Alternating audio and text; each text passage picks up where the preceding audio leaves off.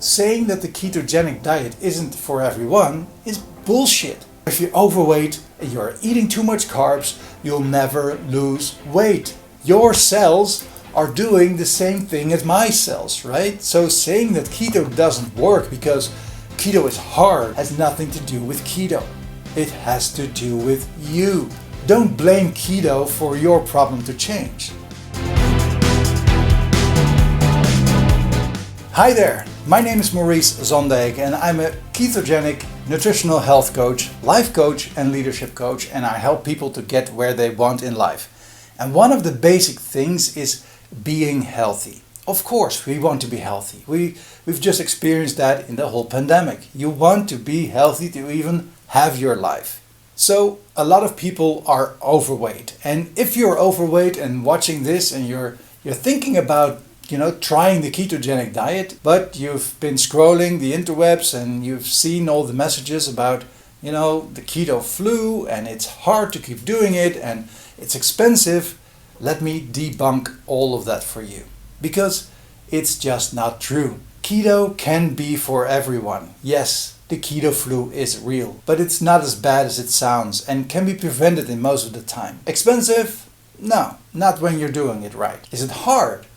Well, not harder than any other lifestyle change. So if you don't have some major medical or metabolic issues and you're eating normally now, like for example the standard American diet, I'm sure it can work for you too, especially if you want to lose weight and become more healthy. So why is it possible for everyone, right? Well, let's start with the principle of keto. Keto is changing the number of macronutrients we eat every day. We have 3 macronutrients. If you put it all in one pile of food on one big thing, there are 3 major ingredients in there. And that's either fat, it's either protein, or it's either carbohydrates, or like a combination of these 3. And there lies the biggest change you're going to make. You're going from having a high carb intake in your daily diet into a very low amount.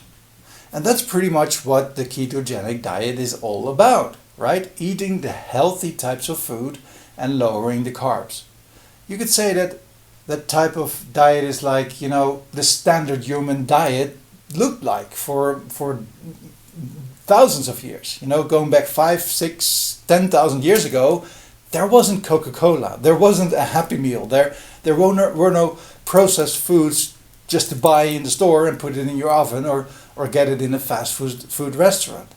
And we didn't even grow potatoes back then, right? We just had, carbs when the season was there, when there were berries or apples to eat or the low amounts that are in our vegetables. That's when the sugars and the fructose get stored in your body. That's the only time. But that was just a small amount and not every day throughout the whole year. Actually, protein and fat are the 2 things that your body truly needs from your food because it can create glucose itself, either from protein or even from your fat storage. Your liver does that when it runs out of its own glycogen that was stored when you're eating carbohydrates. So it's only doing that when you're out of nutritional carbs and you're burning your fat reserves. And we need fat from our food. Our cells are made of saturated fat. Our brain is mostly made out of fat. Protein is the same story. You need to eat protein so you can build your muscles, your tissue, your organs. Protein is your building blocks, so that's essential too, right? But carbs are not essential. So what happens when we eat a high amount of carbs? Well, when you're eating a lot of carbohydrates, or carbohydrates in general, 2 things happen. Your blood glucose level rises. When you're diabetic, you know what I mean. At that point, this hormone called insulin comes to the rescue to lower the amount of glucose in your blood, which is good. Insulin then can open your cells to use it as fast-burning fuel to have quick energy. And it can store it in your fat cells for later use. And that storage is pretty infinite, as you notice yourself getting fat, right? It just keeps growing. But this principle is pretty smart, right, if you think about it. Because the amount of glucose you have from your high carb diet can be burned all at the same time. So about 50%, depending on your situation, will be stored for later use as fat. And that's why you don't die in your sleep from lack of energy, right? It makes sense. So you can imagine what happens when you eat 3 to 6 times a day a lot of carbs. The moment your blood sugar rises, it triggers insulin. Insulin sees it there's, immediate energy needed and stores the rest as fat. You're not burning fat when you're constantly triggering insulin. And that makes sense because insulin also blocks the cells, the fat cells, to use it as energy. And that makes also sense. If you have a cup of coffee, right? Would it make sense that when I'm pouring in coffee, that below I have a hole there so I can drink it right away? No, that's like insane. You're not using a reservoir that is open at both ends, right? You want to first put it in there so then you can later drink it. That's the whole principle, and the same goes for fat. And the problem starts when you keep putting coffee in and in and in and don't take it out. It will grow. Well, the cup will overflow with coffee, but your fat cells just grow bigger. That's, they're flexible. So that's how you become fat. You're not using the fat in your metabolism because insulin keeps blocking it from using it.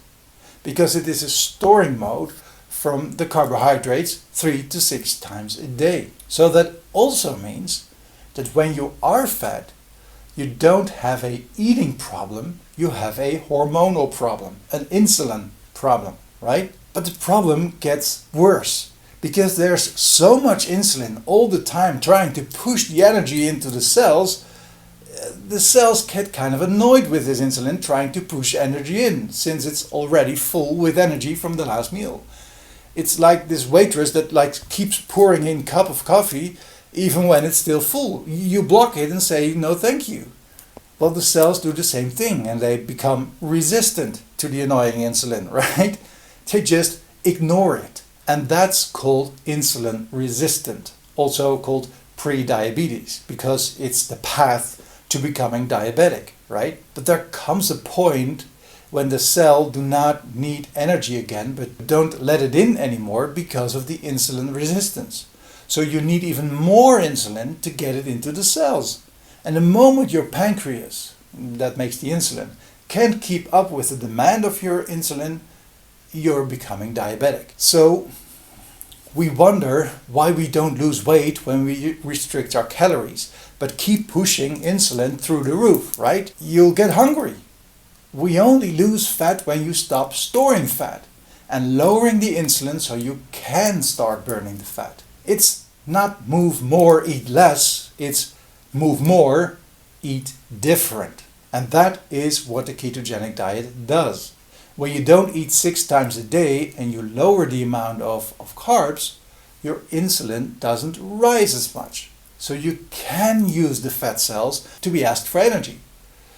And the funny thing is, when you eat more of fat, you'll be feeling less hungry during the day between meals. So you won't even have to eat 6 times a day, so you'll lower your calorie intake. You don't need as much, right? That makes sense. So you will lose the weight because you turn your body into a fat burning machine. You're like opening the cup, so to say, right? So saying that the ketogenic diet isn't for everyone is bullshit. And why is it bullshit? Because this is biology. This is the biochemistry that's happening inside every human being. It's not, well, my biochemistry is different than yours, so in my case it's not working like that. Yes, it does. It works in everyone like that. Unless you're on some medication or have some other metabolic disorder or issue. But for most people, that's not the case. And this is what caused you to become fat or even develop diabetes. And although this principle goes for everyone, it may differ in what length. Right? There are so many factors that play a role in this whole metabolism that your metabolic rate may be different than mine, or the whole package of your biodome and your biochemistry. But the basic principle is the same for everyone. Your cells are doing the same thing as my cells, right? So saying that keto doesn't work because keto is hard has nothing to do with keto. It has to do with you. Your change into the ketogenic lifestyle. That can be hard. But don't blame keto for your problem to change. The change is hard because the world is pulling on you to keep eating carbs, right? If you go to a restaurant, and it can be a healthy restaurant. I went to a great restaurant the other day with a good friend of mine, and we had awesome food. We had great food. But you get potatoes, you get fries, right? So I asked, can I have salad? Yeah, there's salad there and there are fries. Yeah, but I don't want the fries. I just want the salad. Can I have another salad, please? You have to actively pursue that. But there's this principle: you should have meat, vegetables, and something else like rice, potatoes, fries, pasta, bread, you name it, right? And that's a whole bunch of carbs. Now, I don't say that carbs are bad, don't get me wrong, because carbs can be helpful. And if you're healthy, if you're on a healthy weight and you're not overweight, some carbs are fine, right? Especially the ones coming from real food, like whole grains and so. Have some potatoes, have a slice of bread, but keep it low to not get into this vicious cycle as I just explained. Because remember this, the normal amount of glucose you have in your blood is about 1 teaspoon, say about 5 grams, like a little bit less than 5 grams. So that's how much glucose there is in your blood in general. And when you eat a slice of bread, even when it's whole grain bread, that's 25 grams, 5 times. So your body has to make sure that these 5 teaspoons get down to 1 again. Every time you eat. That's what your body does, right? So it's okay, it's happening and you're having a healthy lifestyle. That's no problem. But if you're overweight, stay away from carbs. That's just like the main message I'm going to give you across. And yes, it's going to be hard to change because it's hard to change the perspective. It's hard to say to your friends, no, I'm not eating pizza today with you guys because I want to lose weight. No, I'm not eating muffin, although I love it and although it smells good, I'm not gonna do it because it will trigger my insulin again. And that is my problem. I'm allergic to carbs, so to say. You can't process the carbs good enough anymore. You're carb intolerant. That's what's happening. So again, keto is not your problem. The diet is not your problem. It's you that's the problem, right there. And you have to find the strength, the understanding why it is like this. And that's why I'm making these videos, to make sure that you understand what's happening right there, right? And why it is that your body does what it does. And you know how you grow and why it is good for you to have no carbs or to view it even as a poison, like I said in this other video, right? Watch it. And that is just like a mental trick, a way to hack yourself. I don't want to eat it because it's bad for me. And these tricks help you get through this time and learn how to use the ketogenic diet. I've just seen a lecture from this professor that said, carbs itself aren't toxic, but the amount of carbs that exceed your daily intake, that's toxic. You could say that everything more than 1 teaspoon of these carbs or sugar or glucose, that's going to be transformed into glucose in your body. That's toxic. It leads to diabetes, to cardiovascular disease. It leads to Alzheimer's, cancer, and also death in the end, right? And that is happening with sugar.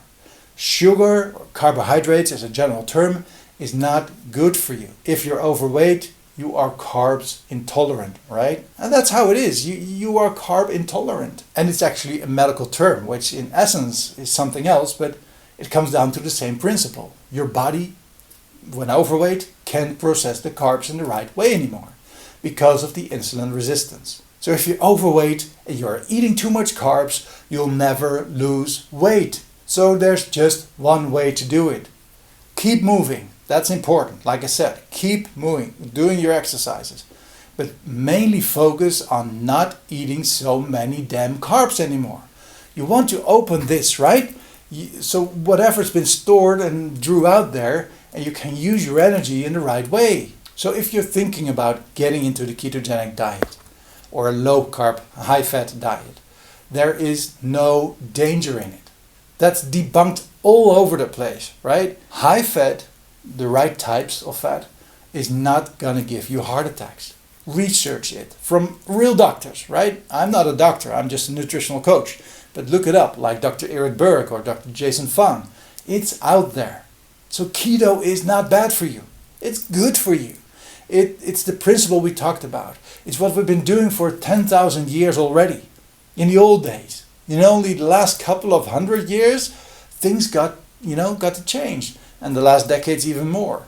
And this whole pandemic of obesity just rise because we're doing the wrong things with all these highly processed foods, right? So you gotta make sure you're eating the healthy fats. You gotta make sure you eat a decent amount of protein to build your muscle and other tissue. And you need to be sure that you lower the minimum amounts of carbohydrates. And that is not hard because it's a diet. It's hard because the change in your head needs to happen. That's going to be tough. But life is hard. Get over it. Fix it. Do it. Get yourself a kick in the butt, right? Because this is what you want, right? You want to be healthy. You want to lose the weight so you don't want to eat carbs.